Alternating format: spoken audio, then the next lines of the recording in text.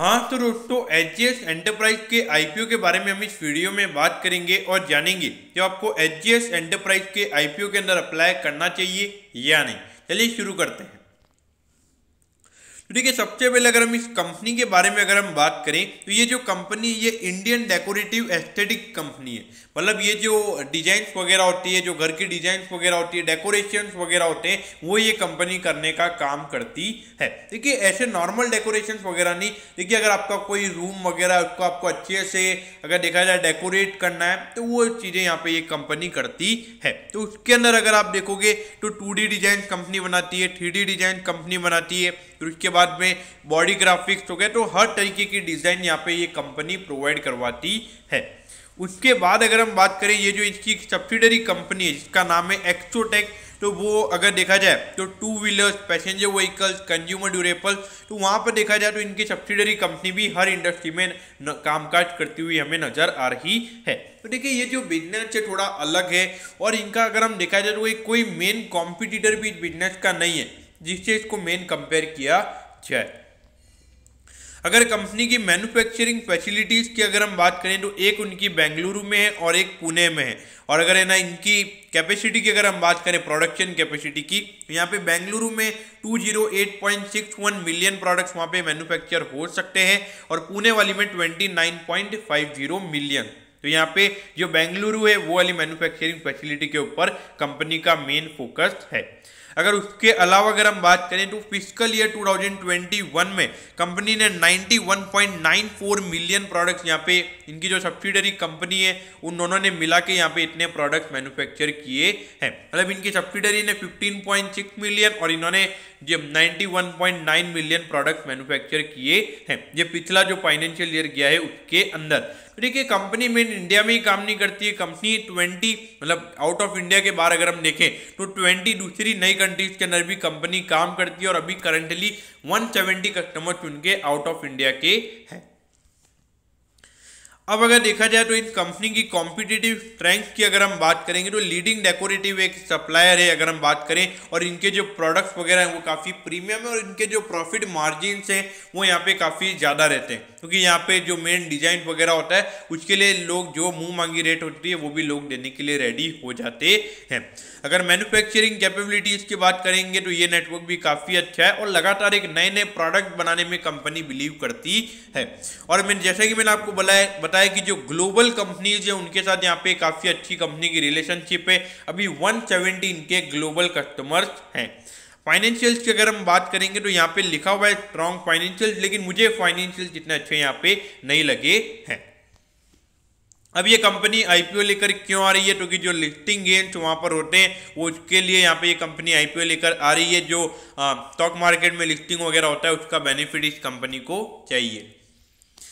अब ये देखिए, फाइनेंशियल्स की अगर हम बात करेंगे तो ये देखिए यहाँ पे इसके बाद ये जो कंपनी के रेवेन्यू के नंबर से ये गिर गए थे और उसके बाद भी अगर आप देखोगे तो जो रेवेन्यू का नंबर इतना ग्रो नहीं हुआ है। तो अभी पिछले 3 साल से अगर हम देखेंगे तो ये जो नंबर है 220 से लेके 260 करोड़ के बीच में ही कंपनी का रेवेन्यू का नंबर है। तो रेवेन्यू पॉइंट ऑफ व्यू से भले ही ज़्यादा ग्रोथ नहीं है, लेकिन प्रॉफिटेबिलिटी यहाँ पे पिछले 3 साल से लगातार कंपनी की बढ़ रही है और इससे जो नेट प्रॉफिट मार्जिन परसेंटेज है वो कंपनी के बढ़ रहे हैं।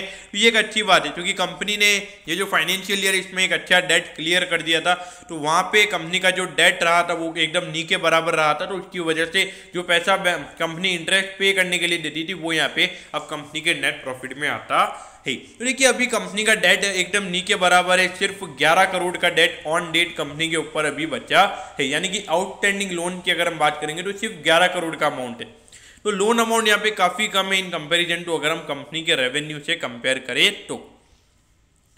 अब अगर आईपीओ की डिटेल्स की अगर हम बात करेंगे तो एक कोई आईपीओ ओपन होगा, 3 को क्लोज हो जाएगा और 10 रुपए का यहाँ पे फेस वैल्यू है।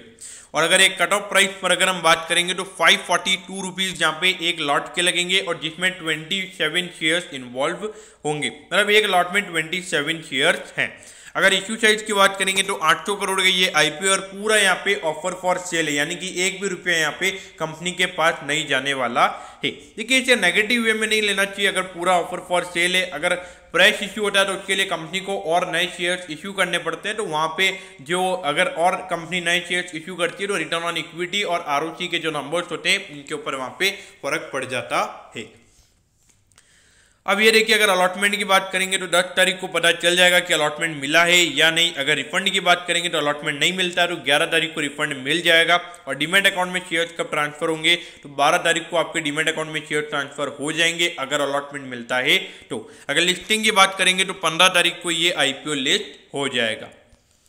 अब अगर हम बात करेंगे तो मिनिमम 1 लॉट अप्लाई करने के लिए 27 शेयर्स के लिए आपको अप्लाई करना पड़ेगा और कट ऑफ प्राइस पे 14,634 रुपीज लगेंगे। अगर मैक्सिमम की बात करेंगे तो 13 लॉट अप्लाई करने पड़ेंगे मैक्सिमम। एक रिटेल कोटा में आप मैक्सिमम 13 लॉट के लिए अप्लाई कर सकते हो। इसमें 351 शेयर्स होंगे और 1,90,242 रुपीज कट ऑफ प्राइस पे लगेंगे। अगर आपको 2 लाख से ऊपर की एप्लीकेशन लगानी है तो आप HNI कोटा में एप्लीकेशन लगा सकते हैं।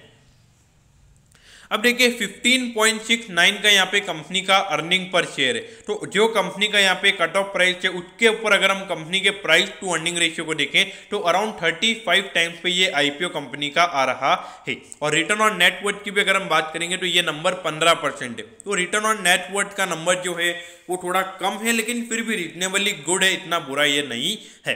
और जो नेट एसेट वैल्यू है वो है 103.56 पर शेयर, यानी कि जो कट ऑफ प्राइस है उसके ऊपर लगभग 5 टाइम्स का यहाँ पे कंपनी का प्राइस टू बुक रेशियो आता है। तो देखिए भले ही थोड़े फाइनेंशियल्स वगैरह भले ही अच्छे नहीं है लेकिन वैल्यूएशन पॉइंट ऑफ व्यू से यहाँ पर ऐसा नहीं बोलेंगे कि ये जो आईपीओ आ रहा है जो वैल्यूएशन है वो यहाँ पे कॉस्टली है। और अभी रीओपनिंग वगैरह हो रही है तो यहाँ पे ये जो फाइनेंशियल ईयर है रीओपनिंग वाला ये कंपनी के लिए काफ़ी अच्छा हो सकता है। तो वहाँ पे जो पी के हम बात करते हैं 35 के पी है वो कट ऑफ प्राइस पे हमें ये ईयर एंड होते हुए 30 के नीचे होते हुए नजर आ सकते हैं। तो यहाँ पर अगर देखा जाए तो long term point of view से मेरे ख्याल से अप्लाई नहीं करना चाहिए और लिस्टिंग गेन के लिए भी यहाँ पे आपने अप्लाई नहीं करना चाहिए। अब मैं ऐसा क्यों बोल रहा हूँ क्योंकि देखिए कंपनी अच्छी है, इसको अगर देखा जाए तो अभी अप्लाई नहीं करना चाहिए। उसका रीजन ये है क्योंकि देखिए नायका का आईपीओ भी तभी आ रहा है, पॉलिसी बाजार का आईपीओ भी तभी है और शिगाची इंडस्ट्री, तो इन तीनों आईपीओ की अगर हम बात करेंगे तो इनकी डिमांड काफ़ी अच्छी है मार्केट के अंदर। तो मुझे लगता है उनके मुकाबले इस आईपीओ को कम डिमांड मिलेगी और 35% का यहाँ पे रिटेल कोटा है, यानी कि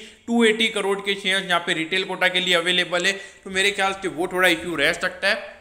वो 3 आईपीओज हैं तो वहाँ पे इतनी हैवी डिमांड है तो यहाँ पे थोड़ा डिमांड कम हो सकती है इस आईपीओ के लिए।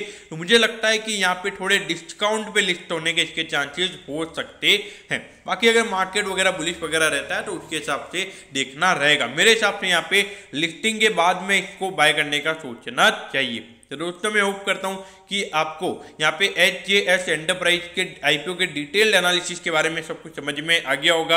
अगर आपकी कोई भी क्वेरीज है तो आप कमेंट कीजिए, मैं जरूर आपके कमेंट पर रिप्लाई करूंगा। ओके दोस्तों, thank you, have a nice day.